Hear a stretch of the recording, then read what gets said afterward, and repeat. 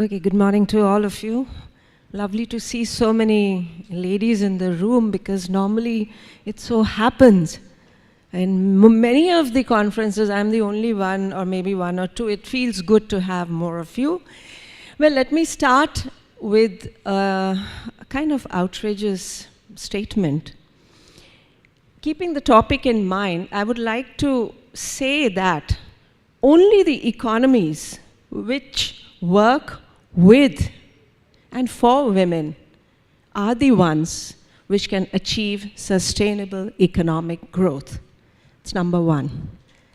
Number two, all studies, whether it's ILO or World Bank or McKinsey report or individual NGOs reports, they all suggest that if there is gender parity at the workplace, you can up the GDP by so many percentage points. The quantity, well, it's $28 trillion which can be unlocked.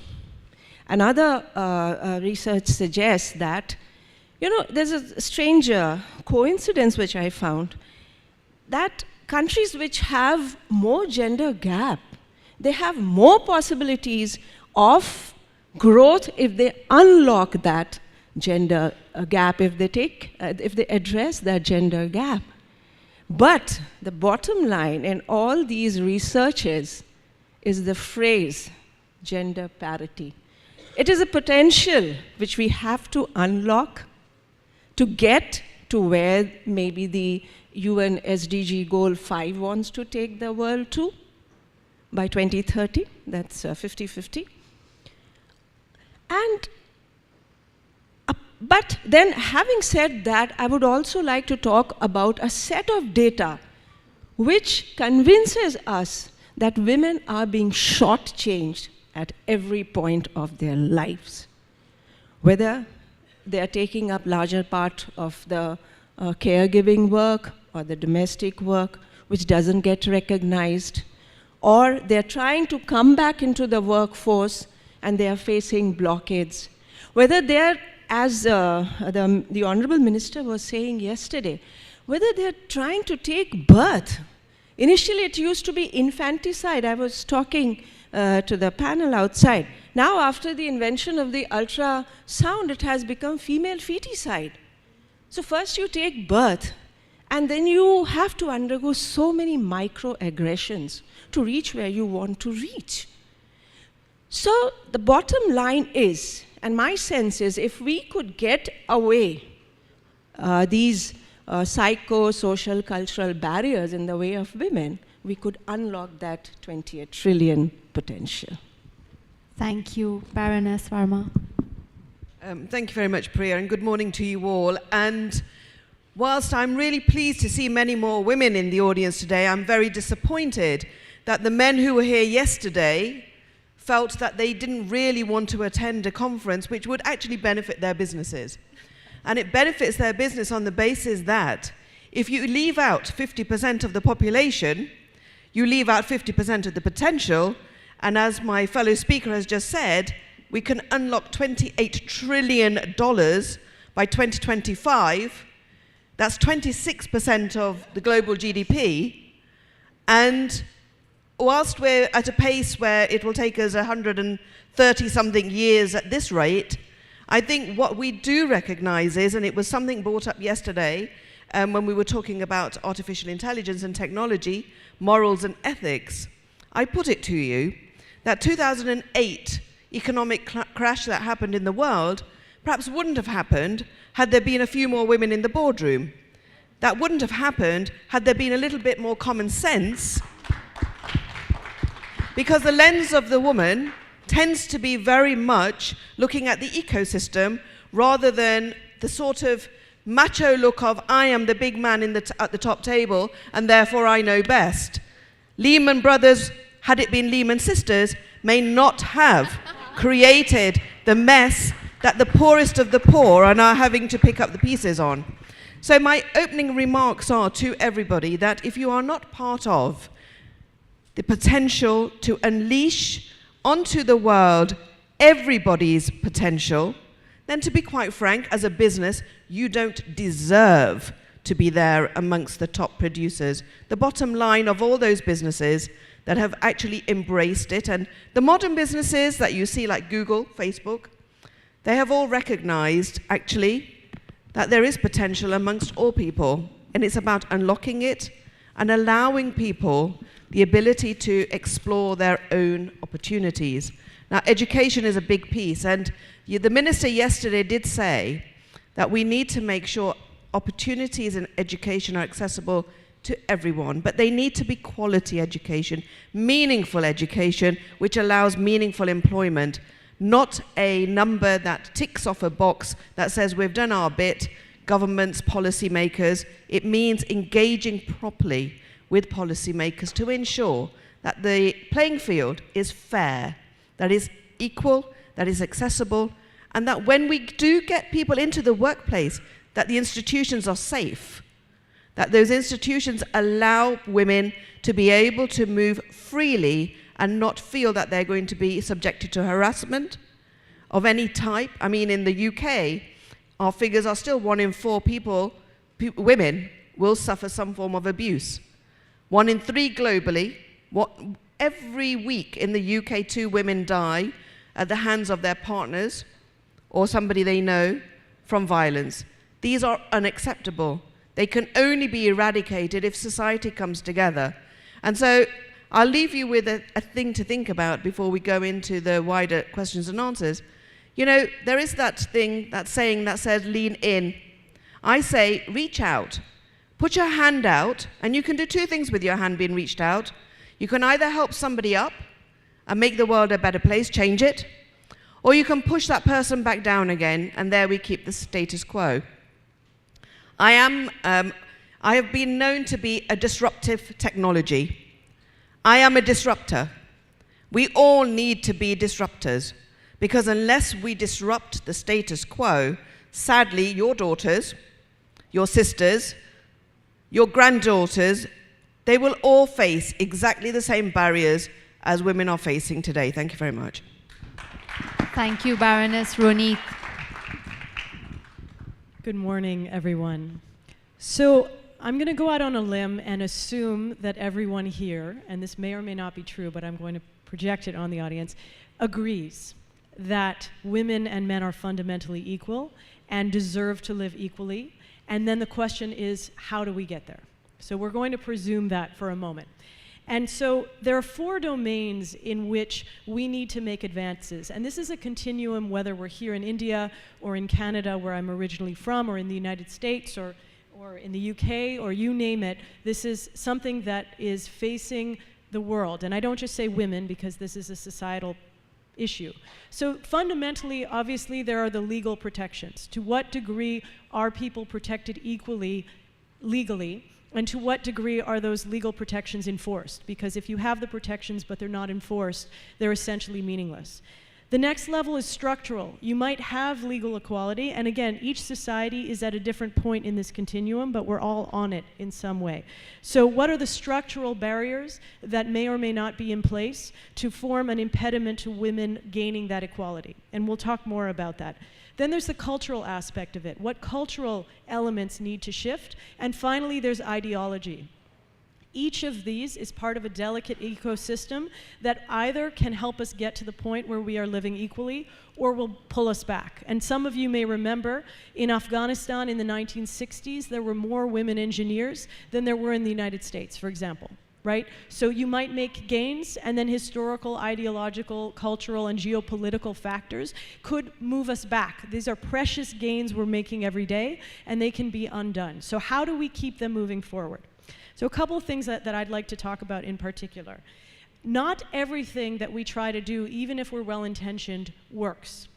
So I do want to highlight, there's a researcher at Harvard, her name is Iris Bonet, and for especially those of you in the room who are working in the fields of entrepreneurship, technology, and advancing the knowledge economy, she actually looked into what actually works or what doesn't in the workplaces to advance women's equality. And she has a book out called What Works.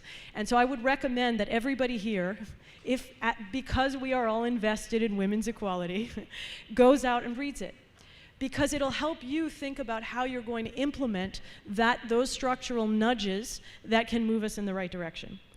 The last piece that I'll talk about has to do with investment. So as we enter this knowledge economy, or frankly, the economy in which we are processing data at speeds that were unimaginable even a few years ago, the money, the capital, is going to men in exponentially greater numbers. So only less than 6% of all venture capital funds and all investment funds are going to women-run and women-owned businesses.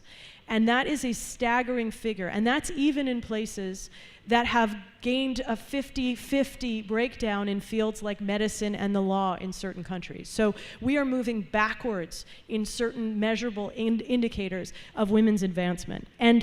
And so I want to posit that there's an interesting phenomenon going on in this sector. 90% of startups fail, in general, on average, right? Less than 6% of investment capital is going to women-run businesses, even though, on average, women-run businesses actually perform better. So do people, by the way, older entrepreneurs. There are some statistics around this. But what people have found is that men tend to overstate the work that they're doing. They tend to exaggerate. So tying into what you had said earlier about being perhaps more bombastic about the views of the potential of their companies, right? So currently, we have a 90% failure rate where people are pouring money into companies that fail at 90%. And I believe there's a correlation between that bombast of these entrepreneurs who are overstating their potential gains and the investment money that flows into those entrepreneurs and their failure rate. So raise your hand if you've heard about the curtain test that happened in orchestras around the world. Raise your hand if you've heard about this test. Okay, so up until a number of years ago, most classical musicians were men. And the claim was that men were better classical musicians, much as you hear the claim that men are better engineers, as an example, right? And there was a certainty. People were saying, no, we know it's to be true. We don't like it. It's unfortunate, but it's true. Men are simply better classical musicians. And then a structural change was made, where a curtain was put up between the people that were recruiting musicians and the musicians themselves. And in fact, they have to walk onto the stage barefoot so that you can't tell whether it's a high heel or a flat shoe that is getting into position. As soon as they put that curtain up, guess what happened? What do you think the average is now in terms of an orchestra today? Just go ahead and call it out. What do you imagine statistically it would be with the curtain? 50%, 50-50. Now, what if we did that with our investments? What if we did it with our engineering teams? What if we decoupled knowing who somebody is based on their gender identity from their performance? These are the kinds of structural nudges. Maybe your investments would go up. Maybe it wouldn't be 90% failure. So we can talk about more of that, but I just wanted to throw that out, that even if we're all well-intentioned, if we don't put those curtains up, think about what we're losing. Thank you, Ronit. I'd like to share, following on from what Ronit has just shared with us, that even though women-centric businesses are not receiving the same amount of funding, the funding that goes to them is extremely disproportionate. The International Labour Organization says that the majority of women, especially lower income women, which forms the majority of working women across the world, in the developing world, they contribute proportionately much more to the family income and the house and the household than the man does. Now, if we can see the women doing that, and we already have a very small number, a small fraction of women in the workforce, what happens to the global economy if more women start contributing? And as we've heard, the number put to it is $28 trillion. But also I'd like to see, when you look at a family, a household, parenting, a mother brings in certain skills and a certain dimension to parenting, which is different from a father. So the man's role and the woman's role in parenting are complementary and different. And I feel that if a woman's role was brought on more in the world and we had a Lehman brothers and sisters, or Lehman people, we would find a world which is a lot more humane. We have enough engineers and intellectuals, etc., but do we have people who can bring on board more compassion, more empathy, architects of compassion, builders of empathy? And that's where I think women will also play a very predominant role in redressing the very testosterone-oriented world that we have currently created, and redress the balance. And I'd also like to say that the title we have today for our panel is Women Empowerment. For me, women empowerment is incomplete without looking at male empowerment. And male empowerment happens when a man is secure enough to see the woman beside him, with him, his co-travelers who are women, stand secure and empowered together with him. So this panel is not just about women empowerment, it is the empowerment of each of us in this room and in the larger world. And with that, I'd like again to give to my panelists, Tapa, so we can now speak in our specific areas of work how the whole concept of women and male empowerment is working. Well, Priya, taking off from where I had left, I would like to concentrate on how good a robust law enforcement system where you provide security and safety to the woman would kind of nudge her to come out of the home and enter the labor market, the workspace. And this is for obvious reasons, because for more than 3 decades I have worked as an IPS officer. But the more important reason is that security and safety and the law enforcement mechanism, the criminal justice mechanism, gets pushed back at such forums where you're talking about economic development. What I'm trying to bring together is that this is a very, very critical input for economic empowerment of women, and then its outcomes in terms of GDP and the national income and all. Now, even though I'm a police officer, right? Well, I've just retired, that's a different story. It's not easy for me to go to a police station with my complaint. It's not easy, believe me. So we need to give agencies to these women wherein they can talk about their problems. I'll be talking about governance because that is what I have done. I was talking to Mr. Singh yesterday because he had been dealing with smart cities. Do we have an architecture for the women in those smart cities? 50% of city dwellers, or 50% of the citizens of any nation is roughly women. But we don't have any provision for that. Now, how do you expect the woman to step out of the house, commute, go to the workplace, when she has no sense of security, safety, and well-being? So see how critical that input is. Criminal justice system doesn't only mean the law enforcement police officers. It also means a gender-sensitized judiciary, a sensitized prosecution. The woman should have the confidence that, look, if I step out of my house and I have an issue, there's somebody who's there to listen to me, not to prejudge me. Listen to me, give me relief. The problem with societies across, and it's a continuum, as we were talking of, is that gender-based violence has a huge, huge opportunity cost. An economist would call it an opportunity cost. And we are losing out on so much potential because there's so much of gender violence.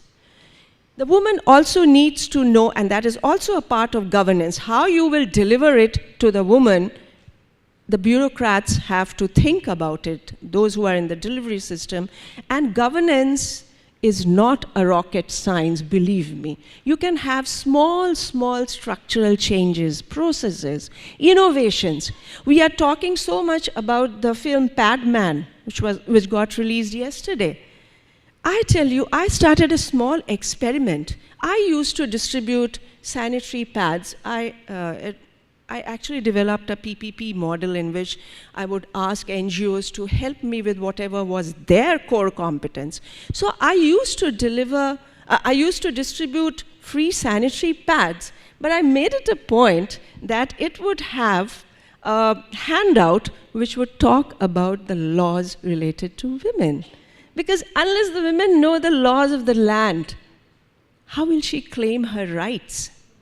So this entire criminal justice system, and then yes, there is one other tiny thing which I had designed. This was a platform, because you were telling me if you could talk about these small things. It's an online portal where the woman could register her complaints from anywhere because I have worked in the state of Uttar Pradesh. Anywhere in UP she could. And what was most important was it was a transparent platform. It used to take back it used to get the feedback from her. The police guys used to go to her doorstep. She needn't go to the police station. Because as I said, it's very, very difficult for a woman to go to a police station and talk about her problems. And I used to see to it that I would monitor it every week. And believe me, in a state where delivery is questionable, the UP police was delivering, the response rate was 97% to those complaints. Is this still functional? I hope so. I hope so. Can we roll it out to more states? Yes, you should, because these good practices, no matter where they are happening in the world, they should be imbibed. We shouldn't invent the wheel each time. We keep reinventing the wheel each time. We should absorb, we should imbibe. So these are small things, small changes in the governance. Now, another small thing, and it relates to diversity and inclusion. We need more women in these services. I think in India, it's 17% women that are in the civil services, and in the police, it's just 5%. Now see what happens. When I used to sit in the office, women would come and they would discuss the intimate details of the violence which they suffered. Not that I was doing a great work, but just because I was a woman and I was in a leadership role, and she felt she could relate to me. She felt she could share her problems with me. What I could do to redress her problem is a different story. But that confidence, how does it come? Unless there is more gender mainstreaming, unless there is more diversity and inclusion. NASSCOM data says there is 51% intake of women into the corporates, but then it narrows down to about 4% of women CEOs. So we have to look at these tiny, tiny nitty-gritties. And that is why I made it a point to connect the law enforcement mechanism, the criminal justice system, which will bring the women out of this culture of silence and victim blaming. We prejudge women even before they have spoken their problems, even before they have related their problems. The mind starts thinking, okay, what did you do to invite that violence? We have to stop this. We need a new narrative. If we want to unlock that 28 trillion potential, we need the women to come out of their homes. Now, coming out of their homes, there is lots and lots of sexual harassment at the workplace. Employers are not aware of the law of the land. The woman is not aware of the law of the land. I'm happy that yesterday, I think, the central government has directed the ASSOCHAM and FICCI and everybody to implement this law. How can a woman work? How can she develop her potential? How can she give her best? Unless she has a safe workspace. Unless she knows that if I have an issue, there is somebody to redress that issue. So these are the small things we have to look into. We have to be penny wise as well as pound wise. So this is, yeah. Thank you, Sutapa. I'd like to share that I am, as far as my passport goes, a British national. And some time back, I lost some documents while I was here. I went to a police station just to file a first information report because I had lost the documents. And my experience was so uneasy. Here I was, a privileged Indian woman, till I let them know that I was a British passport holder. When I saw their behavior towards me did change positively. I was dressed in a salwar kameez, and yet I was made to feel, it was a very creepy environment, and I was made to feel very uneasy. And that made me stop and think, how would a woman feel if she was a victim of a heinous crime? I had only gone to report lost documents, and I felt I was a victim in this room. And what about if that woman was not privileged like me, which the majority of my fellow Indian women are?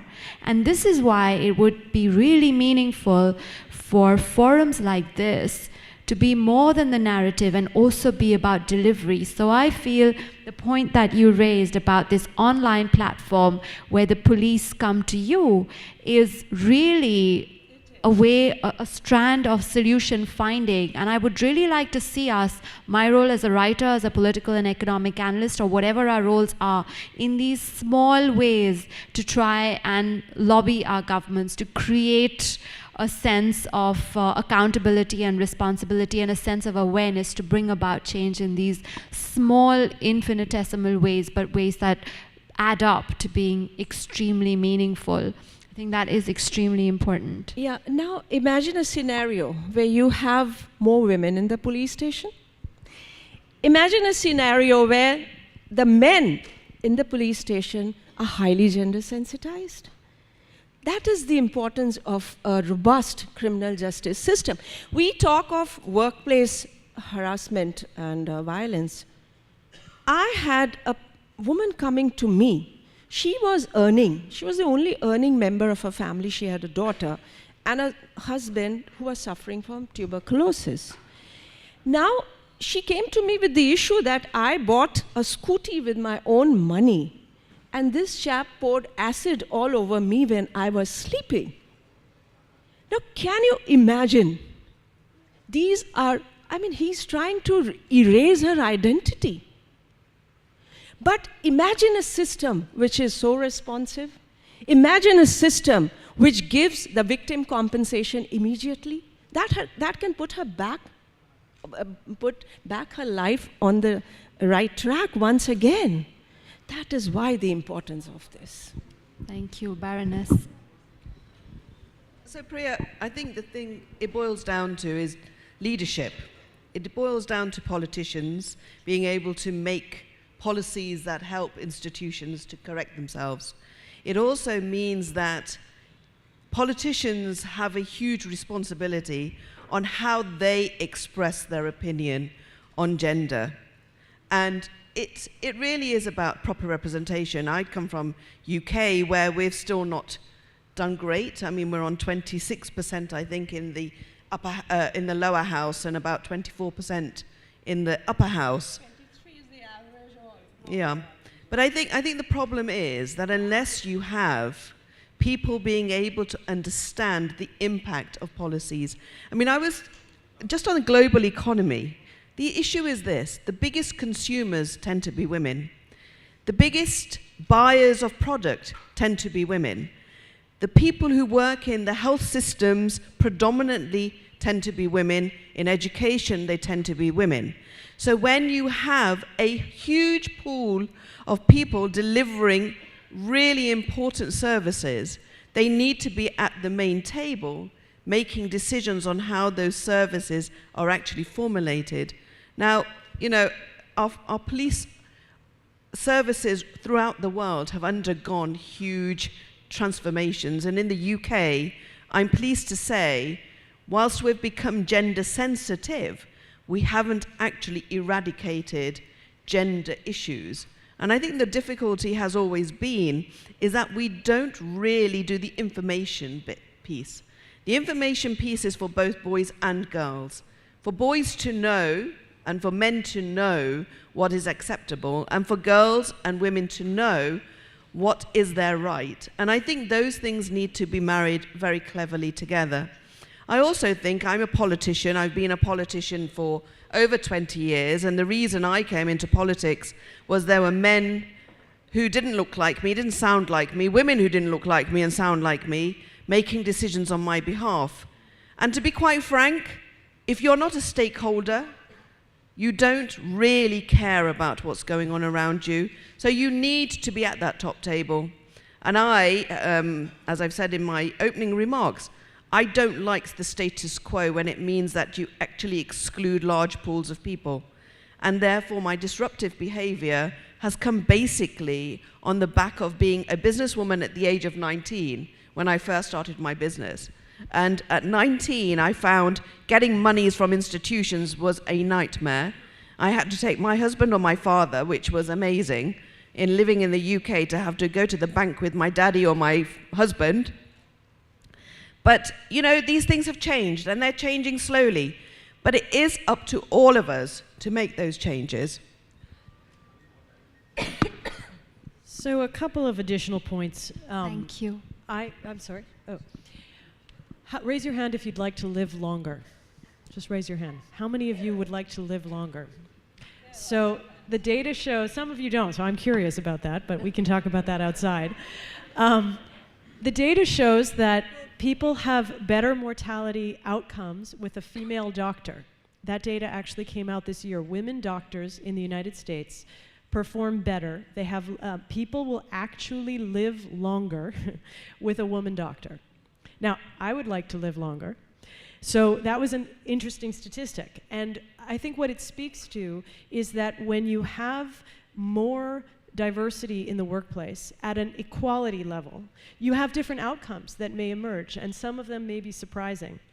So I'd like to share with you some of the changes that might be made if structurally we were equal. So I'll give you some examples, and this is building on what the Baroness had to say.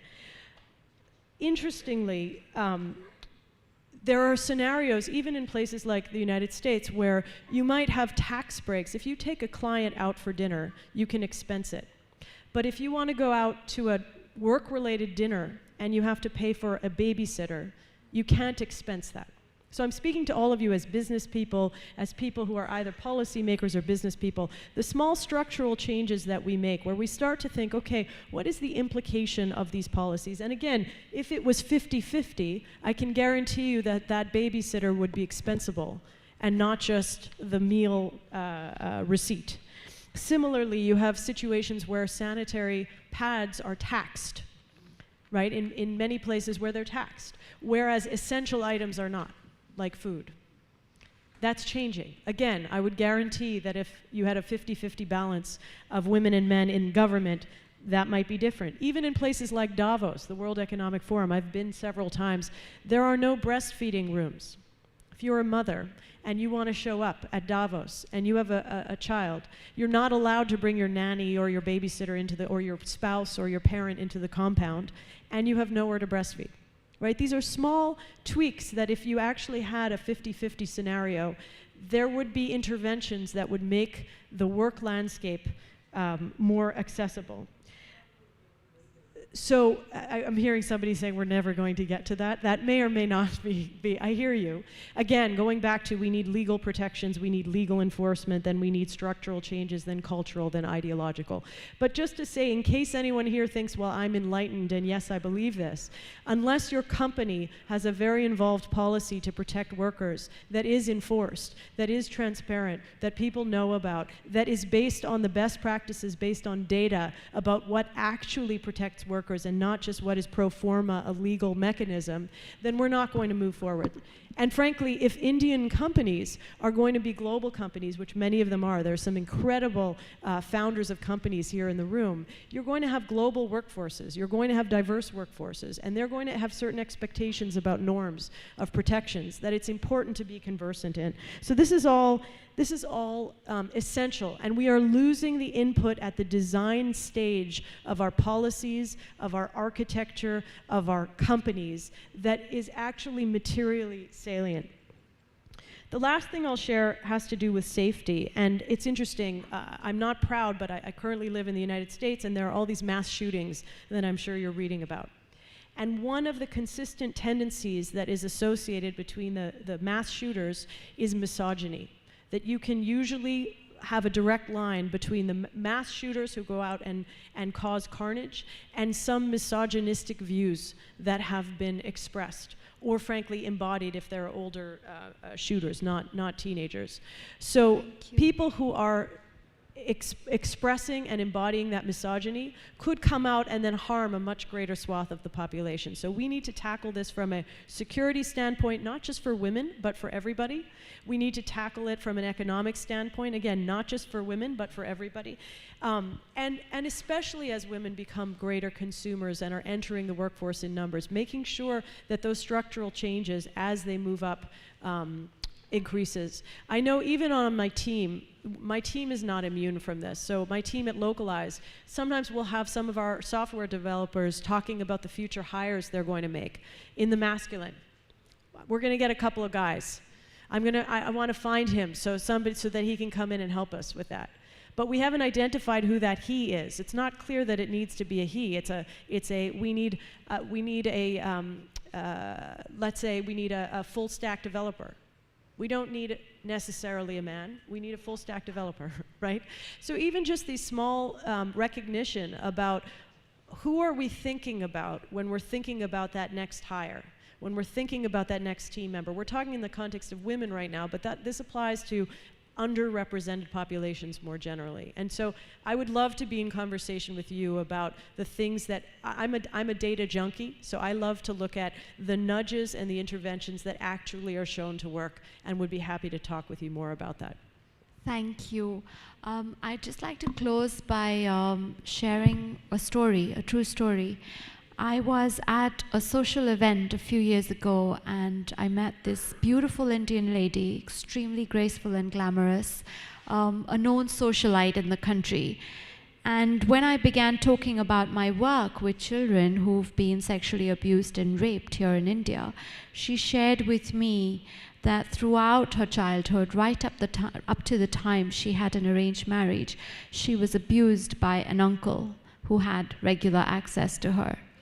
And she said to me, Priya, you are only the second person I'm sharing this with, the first being my husband, whom I have shared this with, but in very little detail. I heard her. I was taken aback. At the same time, I was angry. I said, why haven't you outed this man? And she said, till today, I'm at functions with him, where I even have to touch his feet. Till today, he is in the family fold as a very respected member of the family. But Priya, what I have done, she said to me, is I have ensured my 2 daughters have been safe. Few years later, we have Harvey Weinstein comes along, and he sets into motion the Me Too campaign on social media. And this very lady's younger daughter posted her experience of abuse on social media. Her abuser was the same man who abused her mother, and whom her mother was so confident that she had safeguarded her 2 daughters from. It is about courage. It is about the courage and solidarity that we women owe to ourselves and to each other, right from the space of the individual and the family. Without this, a meaningful cascade of change is still far-fetched. It has to begin here. And I feel we are not equal. This is a myth and a fallacy that men and women are equal. We are not made to be equal by nature. It is not divinely ordained that we are equal. We are meant to be complementary. But yes, do we deserve that equal space of dignity? Yes, we do. And with that remark, I'd like to thank my fellow panelists for their very insightful and invigorating contributions, and I hope this discussion will follow through to where the deliverables lie in this sphere. Thank you.